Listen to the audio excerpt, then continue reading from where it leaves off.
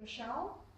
I have with me Busi Mate, Marvin Cornelissen, Nozuko Lokolo, Lutando, Vicky, and Ntando. In today's world of work, employers increasingly realize that employees need to be sent overseas on assignments to fulfill company objectives or to fulfill short-term assignments. These employees are called expatriates. This evening, we are here to discuss with you international human resource development. On the agenda for tonight is globalization and HRD, regional country diversity, problems experienced by international employees or expatriates, guidelines for international HRD, international HRD strategy, HRD global, and then we will conclude the presentation. We will allow for questions and answers after our session. Thank you. In South Africa currently, we have a shortage of skills. This becomes a problem because the economy needs to have skilled people so that it is able to produce quality products and services for the country, and also to be able to compete with their counterparts internationally. This is where international HRD and globalization come into place. When we think of globalization, we think of the global marketplace. Therefore, South Africa should be able to compete with their counterparts if the country's economy is to stay relevant, is to attract investors, and also for the company to be able to, the country to be able to sustain itself. So globalization therefore means that for HR development, the HR team needs to prepare its employees so that their employees are able to function effectively when they are placed overseas, and also when dealing with foreign delegates, the employees will know how to deal with different cultures, and also to be able to interrelate to the different employees from different countries, different cultures, different languages, and the different way of doing business. So therefore, it is very critical for HRD to consider training for employees in order to empower them so that they are able to relate with the employees overseas. And with globalization comes virtual communication. So as we can no longer travel for 18 hours to go to Australia or go to London for meetings, we now use virtual communication. So we will hold meetings in South Africa with other counterparts. So they might be in Brazil, they might be in Hong Kong, and everyone is able to meet at the same time and have a meeting via Skype, via WebEx, and via telepresence. So virtual communication is also something human resource management needs to take into account when they are developing training programs. And another thing which is very important to consider is cultural knowledge. And for employees placed overseas, they need to fit with the cultures of the countries they are visiting, so that they do not alienate themselves, so that they know how business is conducted. This then means, as the marketplace is more global, we need to take into account the HRD practices and to make sure that when it comes to international standards, they comply. Because as multinational companies interact with each other, they need to make sure that the practices are relevant to that particular country. For example, we will have Engine, a multinational company. So the practices, regulations, legislation which applies in South Africa will not necessarily apply in Angola, for example. So HRD practices have to be relevant to that specific country, and to ensure that the needs of that particular country are taken into account. So when it comes to developing strategies, the strategies need to be broad, need to be global, so that they speak to the objectives of the company as a whole, but they will have different national strategies, but all those strategies are in support of the global strategies. And this is to make sure that local markets are catered for, so the gaps in the training of the employees is catered for. And this is, as I've said before, to make sure that the global business objectives are met. So as we can see, it is very critical for HR to plan ahead, to take into account the trends happening globally, to ensure that employees are equipped with relevant information so that they are able to compete, they are able to perform their duties, and they are able to help the company achieve their goals. And we are going to look further into the international training and development, and we will now look at regional and country diversity. Good evening, ladies and gentlemen. My name is Ndandokazi Makaka. I will be doing regional and country diversity. When planning international HRD strategy, HR practitioners should take into consideration of the cultural differences between various countries. For this section, we're gonna look at the countries such as Asia, Middle East, South America, and United States. Asia, when doing training in Asia will be different obviously than when you're doing training in the Western countries. And the learning style for these countries are different. For example, the learning style is, for Asian is based on the relationship. When designing training, the emphasis should be put on the relationship for Asians. And also you should use a lot of words, words, pictures, and analogies. And the facilitator style for Asian should be learner focused, because you need to explain why certain concepts are being covered and why is it important to the learners. And also the learner profile for Asian is young and ambitious. Therefore, you should focus on the high level of academic development, and also most importantly, the learners are technological literate. Let's look at the guidelines that is important when working with Asians. One of the important aspects for facilitators to know is they should learn about the culture and custom of that country. Also, they should consider the learning style of the learners, and they need to build the relationship, as they already explained that the relationships are very important with Asians. And then the facilitator should be very polite, rather formal than informal. And you need to make suggestions rather than criticize the learners when dealing with learners in Asian countries. You should avoid topics like politics and religion, as they are very sensitive in that country. And also you should use a lot of case studies when explaining some important information to them. And you must never laugh at learners, and also never embarrass them. Another country that we're gonna look at would be Middle East. When doing training in Middle East, you need to focus more on the way that you dress, as the dress code is very important. You need to look presentable, and you should avoid using jargons, idioms, sport reference, and as well as slang when doing presentation or any communication that you do with Middle East people. And also there you need to avoid topics such as religion, sex, and politics, as are very sensitive, and never ever attempt to promote gender equality. And also you need to respect their religious days, such as the Muslim days, as there is the days for them to rest.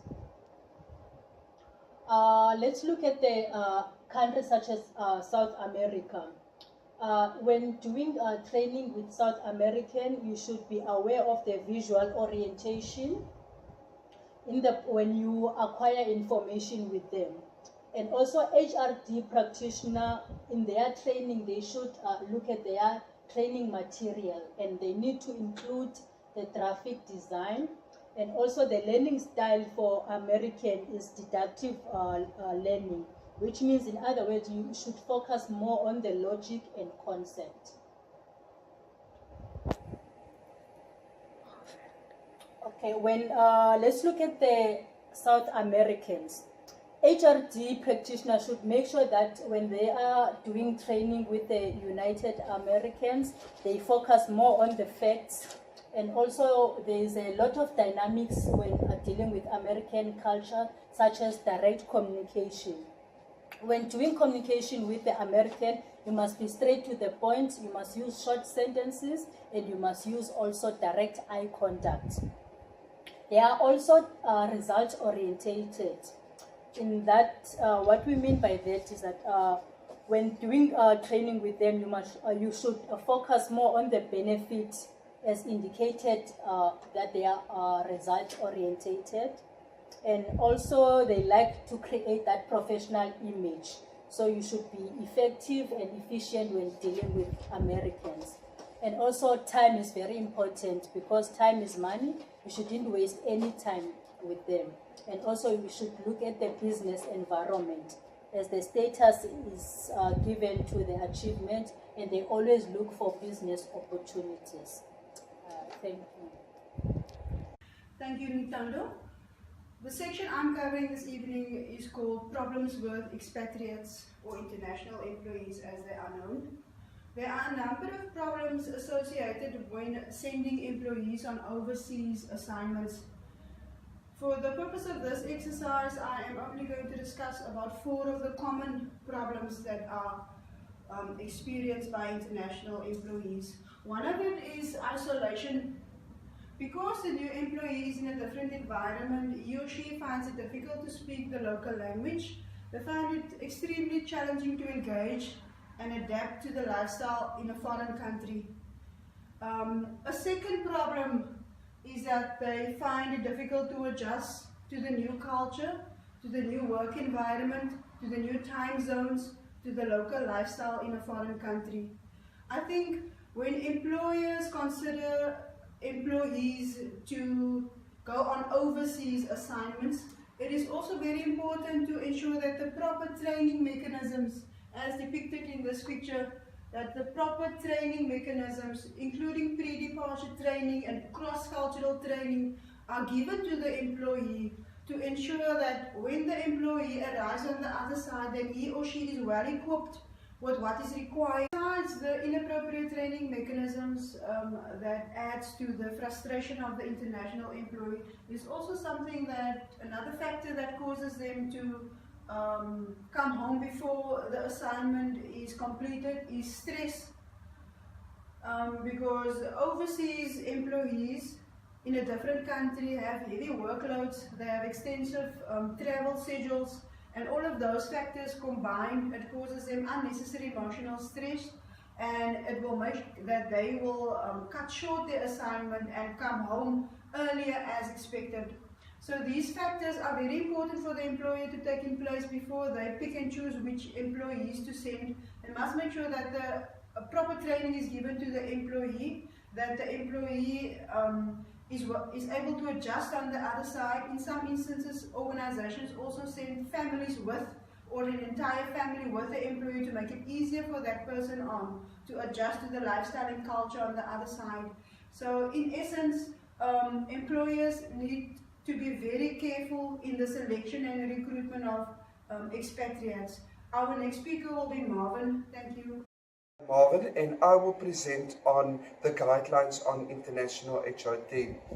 Now, according to Meyer, international human resources development are complex in nature due to the nature of international business.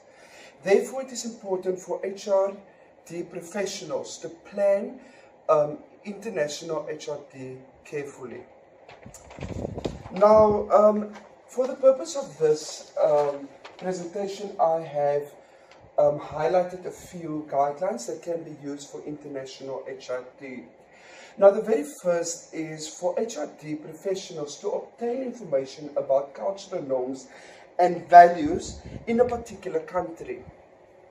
Okay, now HRD professionals should develop training programs that will ensure that the candidate has adequate skills and knowledge that are necessary for working abroad effectively.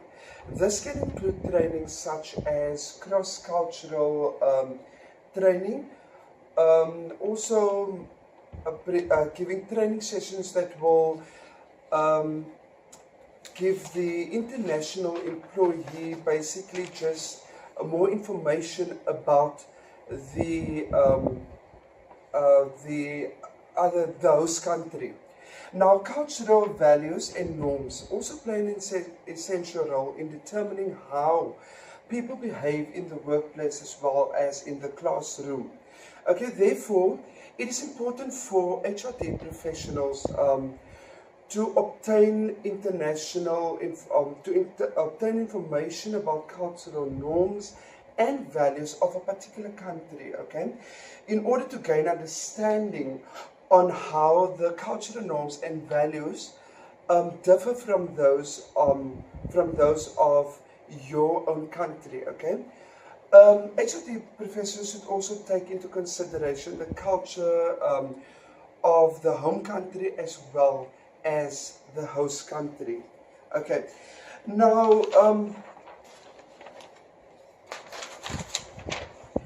on the other hand, okay, when individuals move to another country or a culture, they carry their own backgrounds and their own experiences with them, okay, and this sort of like has an impact, or it shapes how they perceive basically how they perceive and adjust to the culture of the other country, basically, and it will also impact on how they behave in the classroom setup. Therefore, it is important for these professionals to get the necessary information about that country that will help these individuals to settle in, or that will basically make the transition smoother, and also basically just reduces the risk of these employees having cultural shock, okay? Okay, and cultural shock can lead to a whole lot of symptoms that can affect the employee. That it can lead to extreme homesickness, basically avoiding social situations in the classroom, basically physical complaints, sleep, which can lead to difficulty of concentrating on the coursework, and their inability to concentrate. Okay. Now, basically, when an employee when an employee is sent to a foreign country on a long-term assignment, UC will have to adjust to the new circumstances. Therefore, it is important to provide the expert with the reliable information about the country that can help the international assignee to avoid cultural shock, and basically just to adjust better to his or her surroundings. Okay. Now, basically, an international employee or an expatriate's adjustment is one of the most important factors that can make the international assignment basically successful, or it can actually make the assignment fail. Now, therefore, it's important to provide these international assignees with comprehensive briefing sessions that will provide them with information about the host country, and basically it can also be seen as some sort of an how can I say, orientation And this can also basically just reduce the risk of cultural shock, and basically will, when the employee move into the foreign country, he or she would basically better understand the country when he or she is informed about what the country is all about. Now, in terms of the use of technology-based solutions that can be used for when you send people basically to a foreign country, I would say there is a growing utilization of technology-based training in the workplace, okay? So globalization and economic pressures and work-life concerns have all contributed, okay, to create a business environment basically that demands innovative and flexible training solutions. Now, technology enables the company to deliver training to employees, okay, almost anywhere, at any time, and it also helps basically the organizations to be more responsive in the fast-paced business environment, basically, and also to inform the employee that works internationally about changes in the policy, basically changes in the company. By using these technology-based solutions, it will make it easier to basically just to relay this information to these international assignees. Now, also another guideline could be basically just to send people, or only send people with a global mindset that are adaptable in different situations, and people who are basically emotional stable. Now, first of all, we need to understand what a global mindset is, okay? Now, global mindset is basically just the ability to absorb information, traditions and cultural norms from around the world, and be able to conceptualize how to make impact in all these environments. In other words, a global mindset is basically just adaptable in different situations and are more emotionally stable. Now, we first need to understand what a global mindset is, okay? Now, a global mindset is basically just the ability to absorb information, traditions, cultural norms from around the world, and be able to conceptualize how to make impact on all environments. Basically, just to put it in other words, a global mindset is the ability to adjust to different environments and cultures internationally. Now, having a global mindset is critical for managers to develop their firms or their organizations for current and future international success. It is thus important to send people who have the ability to comprehend and process new information and utilize business-savvy methods whilst learning about new cultures. Okay. Now, lastly, basically the last guideline is to assign mentors from the headquarters who will stay in touch with managers throughout the program. Now, mentoring can be seen as basically just a strategic part of international HRD. Or the international HRD program, okay? As international assignees needs to stay in tune with, in tune and connected with their home country and the organization in the home country, basically. And so mentoring programs can help promote knowledge, okay? Knowledge sharing, leadership development, and skills development and employee engagement. And this can be achieved by mentors routinely making, how can I say, making international assignees to accomplish how can I say, the known to key managers watching their career opportunities, arranging for interaction in the company, projects and events, and keep the international assignee basically just abreast of changes that might be taking place within the company.